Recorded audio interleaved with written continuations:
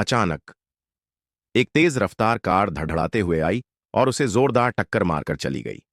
उसके नन्हे हाथों से शराब की बोतल छूटकर फुटपाथ पर गिरकर चकनाचूर हो गई। लेकिन इससे बड़ी टूटन उसके शरीर में थी। उसका सिर जमीन से टकराया और वहां से खून की धार बहने लगी। वह सड़क पर तड़पता रहा, पर कोई उसे बचाने आगे नहीं आया।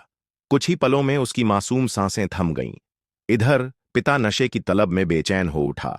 जब बेटा लौट कर नहीं आया तो वह गुस्से से बड़बड़ाता हुआ खुद ही शराब लेने निकल पड़ा। रास्ते में उसने देखा कि एक जगह भीड़ जमा थी। जिज्ञासा से भरा वह पास गया, लेकिन जैसे ही उसने जमीन पर पड़े शव को देखा, उसकी दुनिया थम गई। वह कोई और नहीं, उसका अपना बेटा था।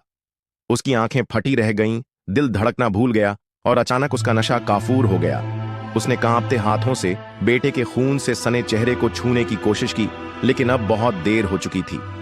बेटा, उठो, मैं तुझे वापस घर लेकर चलूंगा। मगर वह मासूम, जिसने हर दिन पिता के लिए नशा लाने की मजबूरी झेली थी, आज सदा के लिए सो चुका था। पिता बिलख पड़ा। उसके पछतावे की कोई सीमा नहीं थी। उसने अपने सुख के लिए, अपनी लत के लिए, अपने ही जिगर के टुकड़े की बलि दे दी थी। आज उसे एहसास हुआ कि शराब ने उसे क्या खोने पर मजबूर कर दिया। मगर अब पछताने का कोई फायदा नहीं था। अगर मेरी इस सच्ची घटना से किसी की जिंदगी सुधरती है तो वीडियो को लाइक और चैनल को सब्सक्राइब जरूर कर देना।